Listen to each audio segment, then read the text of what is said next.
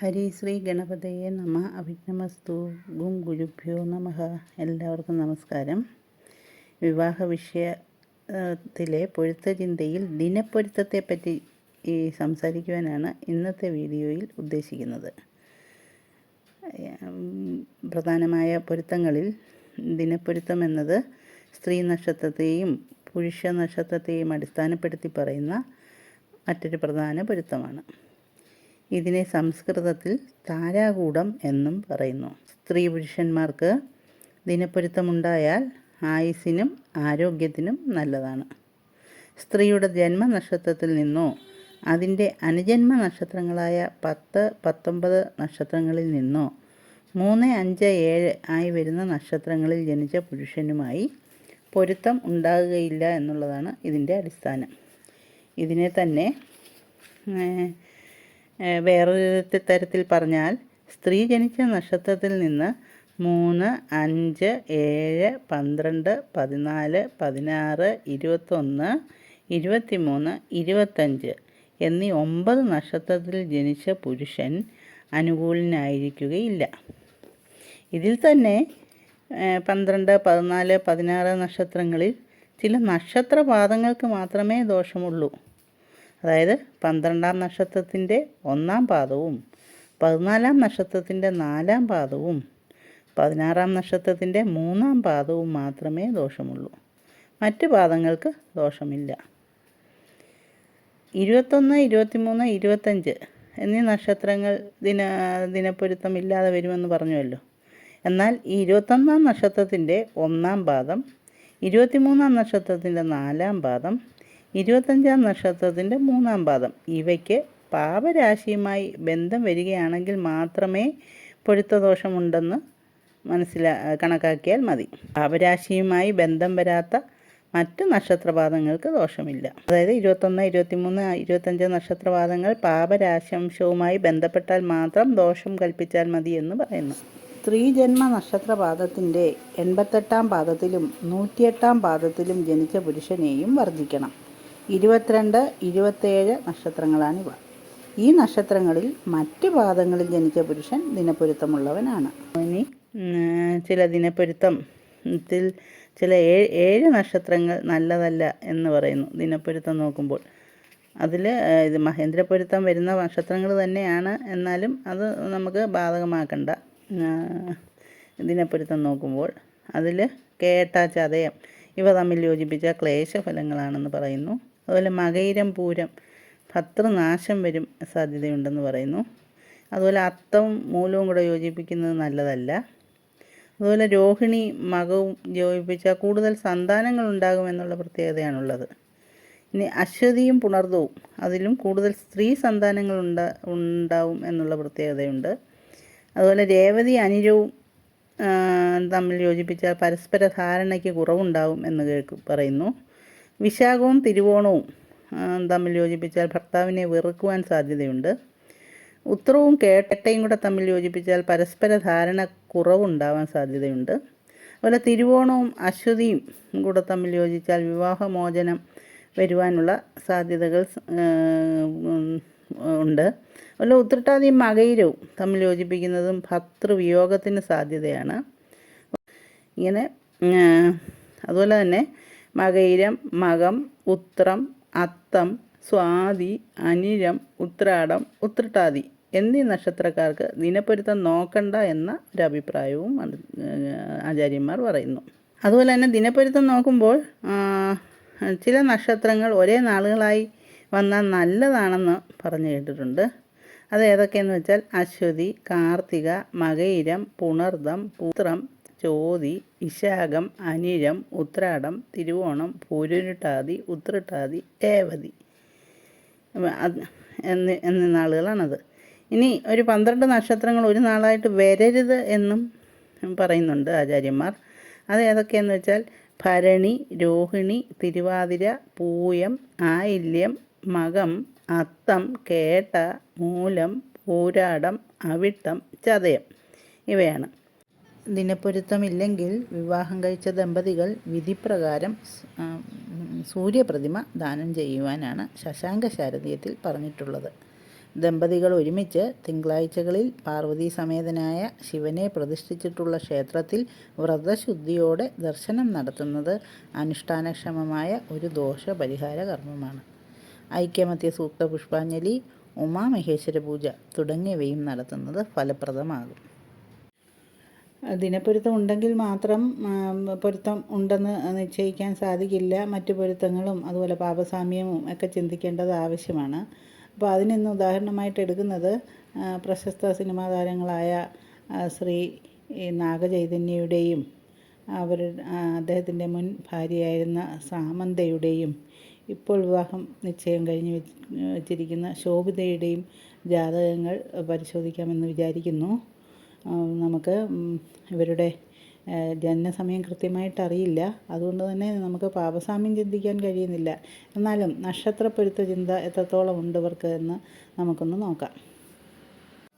പാതി മലയാളിയായ തമിഴ് പെൺകുട്ടി ദാരിദ്ര്യത്തിൽ നിന്നും മോഡലിങ്ങിലൂടെ തമിഴ് സിനിമാ ലോകത്ത് എത്തി ട്രോളിവുഡ് കീഴടക്കിയ സാമന്ത എന്ന നടിയുടെയും തെലുങ്കിലെ സൂപ്പർ താരകുടുംബത്തിലായ അക്കിനേനി കുടുംബത്തിൽ നിന്നെത്തിയ നാഗചൈതന്യയുടെയും തമ്മിലുള്ള പ്രണയകഥ 7 വർഷത്തെ പ്രണയകാലത്തിനൊടുവിലാണ് അവർ വിവാഹിതരായത്.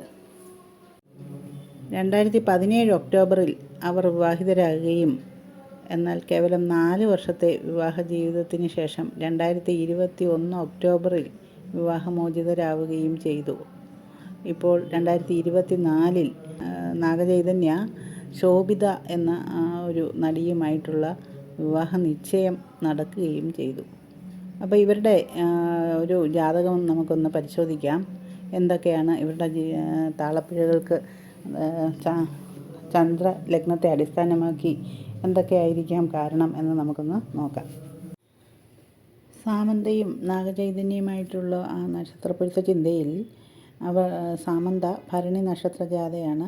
നാഗചൈതന്യ ആയില്യം നക്ഷത്രത്തിൽ ജനിക്കുകയും ചെയ്തു. അപ്പം ഇവരുടെ ആ ഒരു പൊരുത്ത ചിന്തയിൽ രാശിപ്പൊരുത്തവും ദിനപ്പൊരുത്തവും മാത്രമേ ഉത്തമമായിട്ടുള്ളൂ. പ്രധാനപ്പെട്ട 8 പൊരുത്തങ്ങളിൽ വെറും 2 പൊരുത്തം മാത്രമേ ഉത്തമമായിട്ടുള്ളൂ. രാശ്യാധിപതി പൊരുത്തം, വശ്യപ്പൊരുത്തം, സ്ത്രീ ദീർഘപ്പൊരുത്തം, മാഹേന്ദ്രപ്പൊരുത്തം, ഗണപ്പൊരുത്തം, യോനിപ്പൊരുത്തം ഇവയെല്ലാം അധമമാണ് താനും. ഇതൊക്കെ തന്നെ ആയിരിക്കണം അവരുടെ ജീവിതത്തിൽ താളപ്പിഴകൾ ഉണ്ടാകുവാൻ കാര്യം എന്ന് വേണം ചിന്തിക്കാൻ. ഇനി ശോഭിതയും നാഗചൈതന്യയുമായിട്ടുള്ള നക്ഷത്രപ്പൊരുത്ത ചിന്തയിൽ അവർക്ക് ശോഭിത കാർത്തിക നക്ഷത്ര ജാതയാണ്. മെയ് 31, 1992 ജനിച്ചു. നാഗചൈതന്യയാണെങ്കിൽ നവംബർ 23, 1986 ആയില്യം നക്ഷത്രത്തിലും ജനിച്ചിരിക്കുന്നു. അപ്പോൾ ഇവരുടെ ആ നക്ഷത്രപ്പൊരുത്ത ചിന്തയിൽ പ്രധാനപ്പെട്ട 8 പൊരുത്തങ്ങളിൽ 4 പൊരുത്തങ്ങളാണ് അവർക്കുള്ളത്. അത് വശ്യം, മാഹേന്ദ്രം, ഗണം, യോനി തുടങ്ങിയ നല്ല പൊരുത്തങ്ങളാണ് കിട്ടിയിരിക്കുന്നത്. ഇതൊക്കെ തന്നെ ആയിരിക്കണം അവർ തമ്മിൽ ആകൃഷ്ടരാകാൻ കാരണമെന്ന് ചിന്തിക്കാം. ഇവരുടെ ഒന്നും പാപസാമ്യ ചിന്ത നമുക്ക് നടത്തുവാൻ സാധിക്കുന്നില്ല. ജനനസമയം കിട്ടാത്തത് കൊണ്ട് തന്നെ ചന്ദ്രലഗ്നാൽ മാത്രമേ ചിന്തിക്കാൻ സാധിക്കുന്നുള്ളൂ. സാമന്തയുടേതായാലും ശോഭിതയുടേതായാലും അവർക്ക് ജാതകത്തിൽ ചന്ദ്രലഗ്നത്തിന് ബലവുമില്ല. അമാവാസിയോടടുത്ത ജനനമാണ് അവർക്ക്. അതുകൊണ്ട് തന്നെ അവരുടെ ചന്ദ്രലഗ്നം കൊണ്ട് മാത്രം അവരുടെ ജീവിതം നമുക്ക് നിർണ്ണയിക്കുവാൻ സാധിക്കുന്നില്ല. അപ്പം നോക്കുകയാണെങ്കിൽ ശരിക്കും ലഗ്നാൽ തന്നെ ചിന്തിക്കണം അവരുടെ പ്രധാനപ്പെട്ട ഒരു പാപസാമ്യ ചിന്തയൊക്കെ നടത്തേണ്ടത്. അപ്പോൾ ഞാൻ നക്ഷത്രപ്പൊരുത്തം കൊണ്ട് 50% ചിന്തിക്കാമെന്നുള്ളതിലാണ് ഞാൻ ഈ നക്ഷത്രപ്പൊരുത്ത ചിന്തയ്ക്ക് ഇങ്ങനെ പ്രാധാന്യം കൊടുത്ത് പറഞ്ഞത്. അതിപ്പോൾ ചന്ദ്രലഗ്നാൽ നോക്കുകയാണെങ്കിൽ ശോഭിതയ്ക്കും ചന്ദ്രലഗ്നത്തിൻ്റെ 2-ലും അതുപോലെ തന്നെ 8-ലുമൊക്കെ പാവം നിൽക്കുന്നു. 2-ലാണെങ്കിൽ അഗ്നിമാരുത യോഗമുണ്ട്. അതുകൊണ്ട് എന്തായാലും അങ്ങനെ ഒരു ദോഷം അവരുടെ ജാതകത്തിലുണ്ട്. നാഗചൈതന്യയ്ക്കാണെങ്കിൽ ചന്ദ്രാൽ അഷ്ടമത്തിൽ കുജനുണ്ടെങ്കിലും അവിടെ വ്യാഴമുണ്ട്. വ്യാഴവും കൂടി അവിടെ ചേർന്ന് നിൽക്കുകയാണ്. അതുകൊണ്ട് അങ്ങനെ ചന്ദ്രലഗ്നാലൊരു പാപസാമ്യം നമുക്ക് പറയുക വയ്യ. അതും ഒരു ദോഷം തന്നെയായിരുന്നു. അതുപോലെ ഇനി ശോഭിതയുമായിട്ട് അതുപോലെ വിവാഹ നിശ്ചയം നടത്തിയേക്കുന്ന ശോഭിതയുടെ ഒരു നക്ഷത്ര അല്ല ചന്ദ്രലഗ്നം കൊണ്ട് ചിന്തിച്ചാൽ അവരുടെ ചന്ദ്രലഗ്നത്തിനും ബലമില്ല. അവരുടെ ചന്ദ്രലഗ്നാലും 2-ൽ കേതുവും 8-ൽ രാഹുവും നിൽക്കുകയാണ്. അതും സത്യത്തിൽ അതൊരു ദോഷം തന്നെയാണ്. അദ്ദേഹത്തിനാണെങ്കിൽ ചന്ദ്രാൽ 8-ൽ അഷ്ടമത്തിൽ കുജനും വ്യാഴയോഗം ചെയ്ത കുജനാണ്. ലഗ്ന കൊണ്ട് വേണം ചിന്തിക്കാൻ. അതുകൊണ്ട് പാപസാമ്യത്തെപ്പറ്റി കൂടുതൽ പറയുക വയ്യ. സാമന്തയെപ്പറ്റി ചിന്തിച്ചാൽ അവർ വളരെ ആഗ്രഹത്തോടും സ്വപ്നങ്ങളോടും കൂടിയാണ് നാഗചൈതന്യയുമായിട്ട് വിവാഹം ചെയ്തതെന്ന് മനസ്സിലാക്കാം.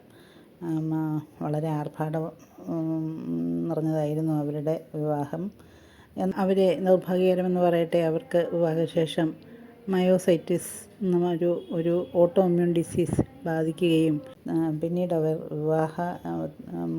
മോചിതയാവുകയും ചെയ്തതായിട്ടാണ് മനസ്സിലാകുന്നത്. ഇങ്ങനെയൊരു സങ്കടകരമായ അവസ്ഥയിൽ അദ്ദേഹത്തിന് കൂടെ നിൽക്കാൻ ഇതും എല്ലാം നമുക്ക് അവരുടെ ആ ഒരു നക്ഷത്രപ്പൊരുത്തം ഇല്ലായ്മ തന്നെയാണെന്നാണ് എനിക്ക് മനസ്സിലാക്കാൻ സാധിച്ചത്. പാപസാമ്യവും കുറവായിരുന്നു കാണണം. സാമന്ത ഒരു ക്രിസ്ത്യൻ വിഭാഗത്തിൽപ്പെട്ട പെൺകുട്ടിയാണ്. അതുകൊണ്ട് തന്നെ അവർ ഈ നക്ഷത്രപ്പൊരുത്ത ചിന്തയ്ക്കും ജാതക പൊരുത്തം നോക്കാനും ഒന്നും വലിയ പ്രാധാന്യം കൊടുത്തു കാണാൻ വഴിയില്ല. അത് അവരുടെ ജീവിതത്തെ വളരെ പ്രതികൂലമായിട്ട് ബാധിച്ചു എന്ന് വേണം മനസ്സിലാക്കാൻ. അപ്പോൾ ഈ ജാതക പൊരുത്ത ചിന്ത നോക്കേണ്ട ഒരു ആവശ്യത്തെ പറ്റി ഒന്നുകൂടി മനസ്സിലാക്കുകയാണ് ഇവരുടെ ജീവിതങ്ങൾ. ഇത്രയൊക്കെയാണ് എനിക്ക് ഈ വിഷയത്തിൽ ഇതിനെപ്പൊരുത്തം ചർച്ചയിൽ ആണെങ്കിൽ പോലും ഇങ്ങനെയൊരു വിവാഹ പൊരുത്ത ചിന്തയെപ്പറ്റി ഈ വീഡിയോയിൽ പറയാനുള്ളത്. നമുക്കിനി അടുത്ത പൊരുത്ത ചിന്തയുമായിട്ട് അടുത്ത ഒരു വീഡിയോയിൽ വരാം. എല്ലാവർക്കും എൻ്റെ വീഡിയോ ഉപകാരപ്പെടുമെന്നും ഇഷ്ടപ്പെടുമെന്നും വിചാരിക്കുന്നു.